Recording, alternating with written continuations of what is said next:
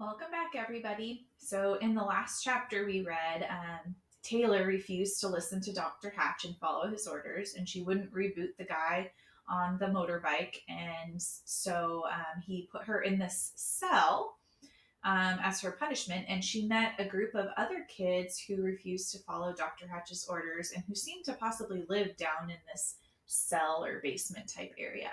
So let's keep reading. Breaking into prison. I'm assuming that Michael Bay is going to find a way into the prison. We arrived in Pasadena a little after noon. I was asleep in the back seat of the Camaro, lying across Austin. I woke when we stopped for gas and to change drivers. Wade's eyes were bloodshot, and he looked like he was about to pass out. He stumbled into the gas station to use the bathroom. Where are we? I asked Jack. We're in Pasadena, he said. I need the school's address.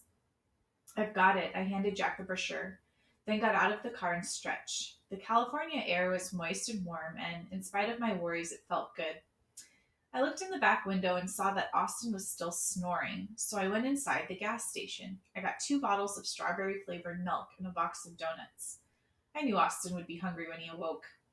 By the time I returned to the car, Wade had climbed in the back and already fallen asleep. I sat in the front. Wade was pretty tired, I said to Jack. Yeah, he was. We would have been here sooner, but he stopped in Lancaster and slept for a few hours. Jack started the car. Are you ready? I was blinking pretty hard. No, probably never will be. Let's go. Jack smiled.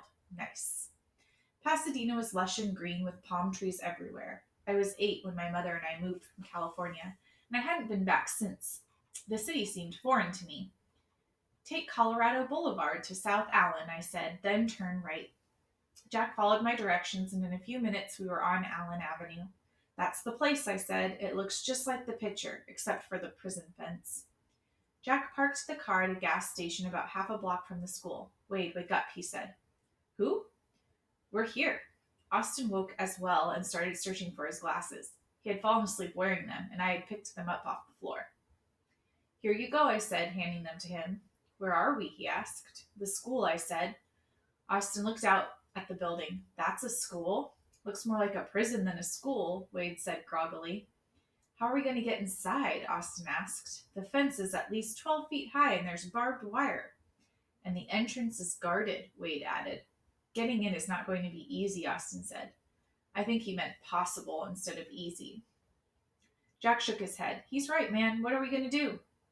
I looked out at the building for a few moments, then I sighed. Well, it's not your problem. You got us here. I reached into my pocket and took out the rest of the money. Here's the rest. Jack took it without counting. Thanks. Good luck. Come on, Austin, I said. As we were climbing out of the car, Jack said, Look. I turned backwards toward the building. A white food service truck was passing through the gate. Get back inside. I have an idea. We climbed back in and Jack started up the Camaro. What's your idea? I asked. He put on his sunglasses, then pulled out into the street. We're going to borrow that van. Borrow? Austin said. This is life and death, right? Jack asked. Absolutely, I replied. We followed the van at a distance for about 6 miles until it pulled into a parking lot where there was a fleet of identical vans. 2 men climbed out of the van and walked to the building. As soon as the men were out of sight, Jack parked a couple stalls from the van. Wade, follow us in the car. He looked at Austin and me. Let's go. Jack, Austin, and I ran, slowly, slightly stooped to the van. I figured we'd have to break the window to get in, but the van was unlocked, and we quickly climbed in. Jack checked on top of the visor, then in the ashtray for a spare key, but didn't find one. He pulled out a pocket knife, reached under the dash, and began sorting through wires. It only took a few minutes for him to hotwire the car. These old vans are easy pickings, he said. Where'd you learn to do that? I asked. I'm not a car thief if you're wondering. My old man's a mechanic. I wasn't wondering, I said, just impressed. Jack drove out of the lot without drawing any attention. There was a CB radio mounted below the dashboard. Jack reached down and switched it on. Better keep it on, he said, so we know when they discover the van's missing. Austin was sitting in the back of the van with a bunch of metal trays stacked on a trolley. He lifted a lid. Chicken cordon bleu, he said. Don't steal food, I said. We just stole their van, Austin said. I don't think they'll care about a few leftovers. Besides, it might be my last meal. Oh my gosh, that is so funny. He's got a point, Jack said. If they don't let us in the gate, we're screwed. What's our story? I asked. What do you mean? Jack said. I doubt they're expecting the food service people back so soon. We better have a story. I've got one, Austin said. Tell them we left a stack of trays with chicken cordon bleu in the kitchen and it will stink up the place if we don't get it back. Not bad, I said. I wonder if we'll need ID. I began looking around the van for paperwork or a badge, but didn't find anything. Nothing. All we've got is the story. We can make it work, Jack said. Austin said, Hey, look at these. In a back compartment, there was a stack of white food service smocks and a stack of paper serving hats. Uniforms. Austin lifted the smocks and hats out of the drawer and handed one to Jack and me. Even the smallest smock looks like a dress on me, but I put it on anyway. We drove back to the gas station parking lot where Wade hopped out of the Camaro. I climbed in back and Wade got into the front seat of the van. Put these on, Jack said, handing Wade a smock and hat. Sweet, Wade said. We circled the block and headed for the school. Ready for this? Jack asked. Yeah, I said from the back. Jack pulled into the driveway and slowly up to the guard shack. The guard, a stern, powerful-looking man in a navy blue security uniform, wore a gun at his hip. What's up? Jack looked surprisingly calm. Sorry, we left a couple trays of blue chicken in the kitchen. The guard squinted. What? You know, blue chicken. He forgets it's called cordon bleu. Oh my gosh. You know, blue chicken. Delicious from the oven. But give it an hour out of the refrigerator and it's going to be stinking to high heaven. Stink up the kitchen, dining area, the whole building. That blue chicken is stinky. Ooh, diaper stinky. The guard looked at him for a moment, then grinned. All right, go get your stinky chicken. Thanks. The gate opened and we drove through. Blue chicken, Austin said. It's chicken cordon bleu. Whatever, Jack said. It worked. He drove around the side of the building. We weren't exactly sure where to go, but there was only one open garage. In the back of it, there was a door guarded by a man with a gun. Whoa, I said. We've got another guard. Worse, Austin said. See that plate by the door? It's a magnetic switch. It's like my dad's office. You can't get anywhere without a card. No card, no entry. You better find something. Wade looked through the glove compartment. Nothing, he said. What do I do? Jack asked. Pull in? We have to now, I said, or they'll know something's up. Maybe we could offer the guy some food, Austin said. Do you ever think of anything else? Wade asked. Wait, I said. He might be onto something. We'll carry the trays in and ask the guy to open the door for us. Austin sneered at Wade. Whatever we're doing, Jack said, we better do it fast, because we're here. Chapter 36, A New Glow. Ooh, a new glow. Who's the new glow? Taylor. Taylor slowly rolled over, again feeling the pain in her body. Ian was kneeling next to her. They're listening to us, so talk softly. Do you know about the last Electro child? What do you mean? There were 17 of us. They found all but 2, you and one other. Michael, she said. His name is Michael. Why? There's a new glow outside the compound. What does he look like?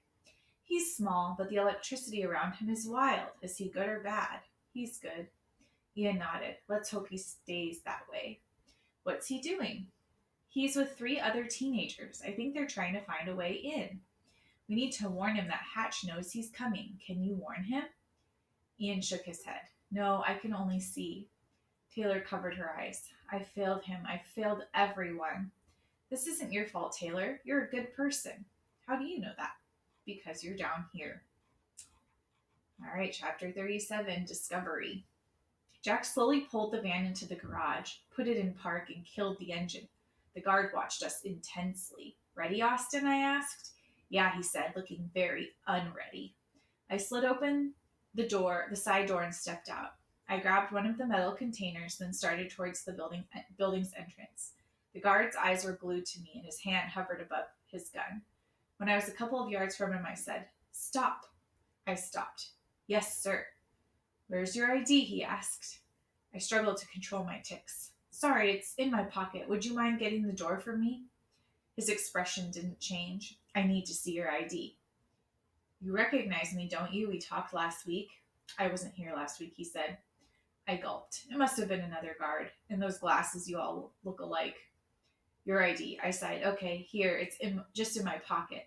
Hold this for 1 second. Jack opened his door and started to get out of the van. Is there a problem? The guard turned to him. Get back in the van. I need his ID and your ID. I'm getting it, I said. Just give me a hand. I pushed the tray toward the guard. He put his hands out, pushing back against the metal tray. I'm not going to, I surged. His mouth opened, but before he could make a sound, he dropped to the ground unconscious. I set the tray on the ground. Whoa, Jack said. I'm glad you didn't hit us with that much juice. It was only half, I said. I'm getting more electric. Austin jumped out of the van. Good job, dude. Don't start high-fiving yet. I took the lanyard hanging from the man's neck, then looked through his pockets for anything else we could use. I pulled out a thick plastic card. What's this? That's a magnetic key, Austin said. I held up the lanyard. Then what's this? Either a duplicate or you need 2 different keys. Now what? Jack asked. Tie him up in the van and get ready to roll. Austin and I will go find my mom and Taylor and bring them here. On it, Jack said. Good luck, dude. Thanks for your help. I wasn't going to let you have all the fun.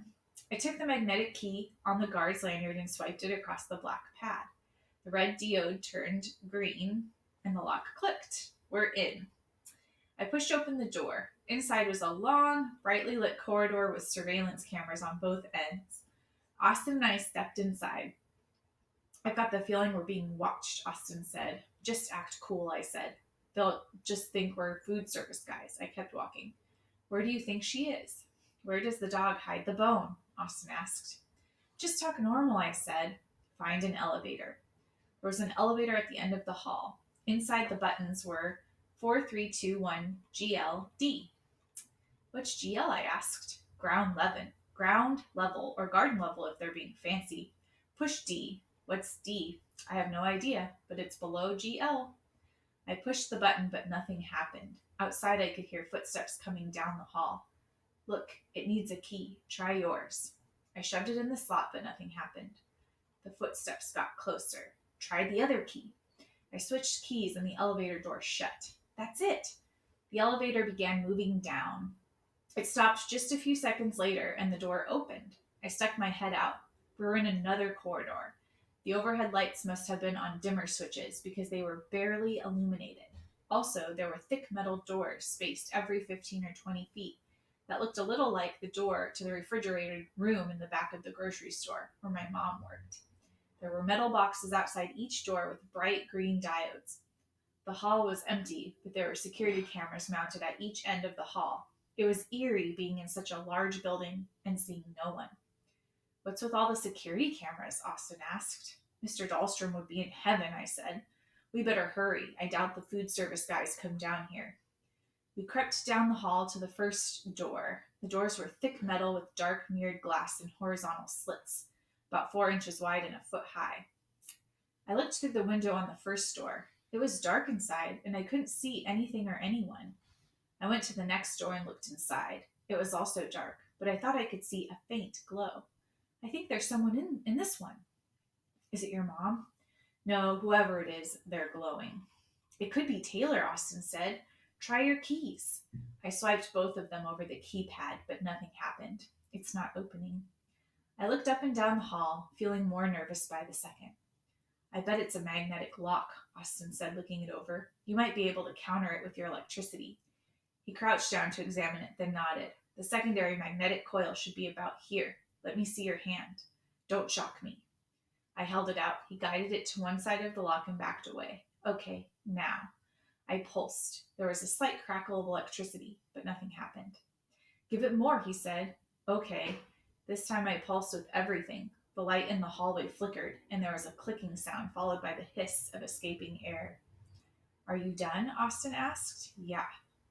Austin grabbed the door and pulled it open. It worked. All right, I said. I stepped into the room. It was dark except for the dim light coming from the hallway. I looked around, waiting for my eyes to adjust. Michael? A voice said. It's me.